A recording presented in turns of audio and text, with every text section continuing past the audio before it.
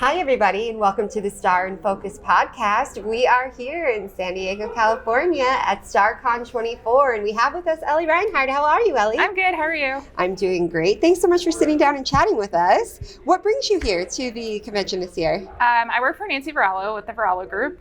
So she brought a couple of us here to represent, and we're also helping run the Star conference because we are their management group. How are you liking being in the management group? Well, to be honest, I'm not part of that team. So really? I get to experience Star more as just like an attendee than a worker so much. So. Oh, that's great. Yeah. So what is your relationship to TVG then? Well, Nancy is my mom. Sure. And Ed, obviously, is my stepdad. And I'm the calendar manager, and I'm also just Nancy's whatever she needs me to be that day. Yeah. Sounds like you wear a lot of hats then. I do. Yeah. Yeah. So growing up with them as parents, you've been immersed in one way or another in the stenography world your whole life? Yes. And me and my two siblings, brothers, swore up and down we would never get into the court reporting field. No way in hell. And now I'm like, oh, Nancy, I want to take over your business one day. So why didn't you want to be a part of the stenography world, though, or the reporting world? It was just what our parents did. Sure. And I mean, I also saw Ed, he'd be up until midnight working on jobs, and that didn't look fun. Yeah, definitely. I could see that side of it. Yeah. Well, and now you're going to take over the business potentially at one point. What are your siblings doing? My brother Rob is a cost analyst for the government, I think. Okay, sure. I honestly don't really know. It's classified. And then my brother Andrew, he is a real estate agent in Boston, and he's also considering going into digital reporting. Oh, nice. Yeah. Okay, that's really cool. Yeah. Yeah, so lo and behold, you tried not to be a part of it. I know. But it's got its teeth sucked in. My mom sucked me in, and then she was like, just give it a year. If you hate it, you can go somewhere else. Just build your resume. And then I'm like, well, it's been 7 years, and I'm not going anywhere. Right? Yeah, exactly. Yeah. So did you try going to stenography school, or did you? I did. I went through the Project Steno course and realized it was not for me. Okay. I loved learning it, but just the time commitment was not for me. To master it? Yeah. Yeah. So. I probably should have taken the project. But the thing is, had I taken that course, I probably wouldn't be here today because it does not come naturally to me. So it took me a very, very long time to master the skill. Yeah. So I can completely relate. And, sitting down and being quiet is also not something that comes natural to me. But, I would be great at that part, but I would be so nervous to, be in front of attorneys and, I feel like I would just be bumbling all over the place and knock my machine over and then I'd be like, I swear I'm good. Yeah. I feel that way when I mark exhibits. Yeah. It's like everybody's waiting for you. And then, I'm left-handed. So oftentimes ink will smear when you're left-handed and you write, or the sticker won't come up. And I just feel like bumbling fool, I'm just like, can I pre-mark any of these for us before we get on the record? It's one of my little tricks, but I would be so nervous. It can be. And some attorneys are very, intimidating. So Oh, I know. I've talked to some of them. Right? Especially if you're working on the calendar and all this. So are you, TVG has a role as our management company. Are you interested in that side of things, like putting on events, or is it strictly admin sort of? I would love to do everything. So I have only worked in the scheduling department for the most of my time at TVG. Sure. But now that I'm looking at the bigger picture and where I'm going in the company, I do want to learn everything else that we do. So I'm currently learning billing, and then I'm going to move to production and kind of get that overarching understanding of the company so that if I'm presented with a question, I don't have to go and ask somebody else. Right. And that would include doing all this convention work. So that would be fun. I feel like this is the most fun part of it. I just feel like, even though some people do event planning professionally, it's still a fun event usually, right? Yeah, hopefully. And you get to go to places like this. I mean, that's great. So, and I love planning things. I'm in my friend group, I'm the trip planner. I do all the research on the Airbnbs and the restaurants and all that stuff. So I would like to do this kind of stuff too. Well, that's perfect. I mean, there's a need for it for sure. Yeah. So that's great. And what about your work? Are you remote? You guys are in Massachusetts, right? Yes. Okay. So I am hybrid. I go into the office 2 to 3 days a week, and then I'm home the other days. I mean, I also live 20 minutes from the office, so if I need to go in, so convenient. I'll go. Yeah. And do you like having that flexibility? Are you more of needing stability? No, I love it because I have dogs. So Yeah. it gives me the ability to be home with them. Oh, So, how many dogs do you have? I have one currently, but we also foster dogs. So I have kind of a rotating group that comes in and out. So that's so great that you do that. I feel like I would foster fail all the time. Is that a challenging thing to do, to foster? Not even just the attachment that we get, but like the behavioral piece of it. It is. And like, I love doing it. I would love for more people to do it. I tell everybody I know until I'm blue in the face, like, just try it once. Yeah. Just try it once.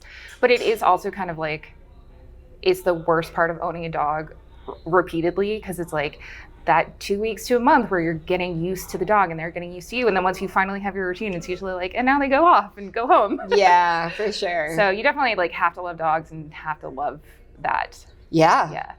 Dogs. So, who doesn't? They're so it. Sweet. What's your dog's name? His name is Quinn. Oh, I like that. What kind of dog is he? He's a pit bull Boston Terrier. Oh, how cute. Yeah, he's cute. He looks like he's just turned a year and he still looks like a puppy. So he'll be a forever puppy, which I'm excited about. That is adorable. Is that a breed on purpose, or did you have to find out, like, how do you know what he is? I did a DNA test, and then I also know his parents. The rescue took his parents in as well. He was born in rescue. Okay. So I have pictures of his parents, so it's pretty cool. Yeah, that is. I mean, and these things are very different, right? The animal loving fostering, and then the working with attorneys. Yes. It's almost like, do you need to do this like loving, cherishing thing to get some reprieve from maybe this? It's actually more the reverse. So I try to make a career out of horses as well before coming to work here. Okay. Riding them, breeding them?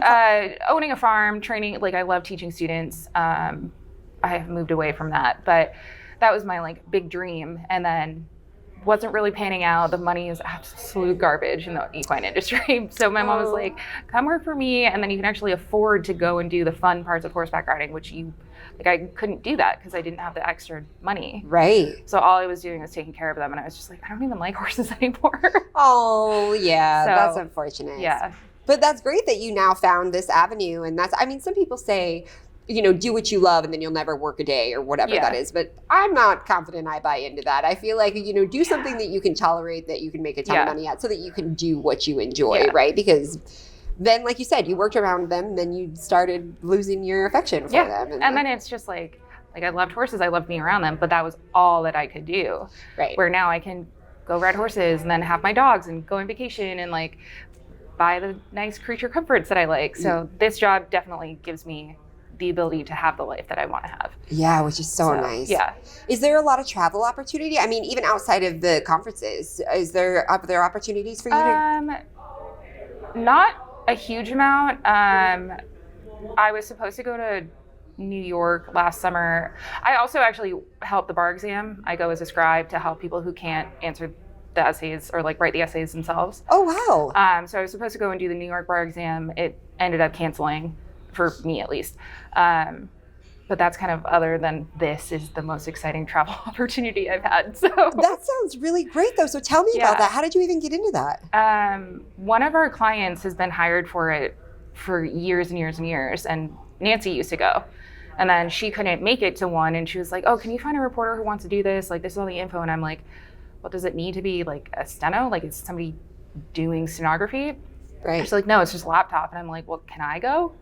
She was like, I didn't think you'd want to, but sure, go give it a shot. So now I go, and I've done it for 3 years. So it's fun. That is. So is that, can you go anywhere, or is that just New York that you do? Oh, no, I do the Boston. So I usually go to Massachusetts. Did I make up New York? No, because I did not.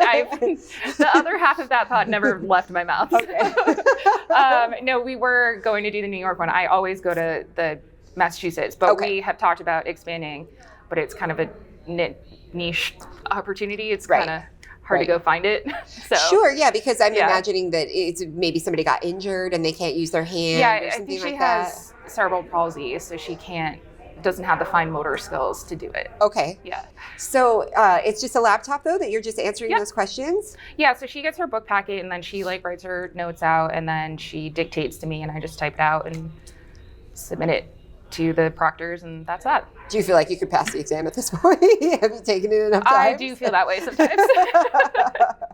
I would never want to be an attorney only because their work is so contentious, you know, gosh, but yeah. There's such a wealth of knowledge there Yeah. that is also something I would be really interested in. You know, I like have some friends who just like to argue, and so I'm like, have you ever thought about being a lawyer? Just like get rid of this rage. Yeah, yeah, exactly.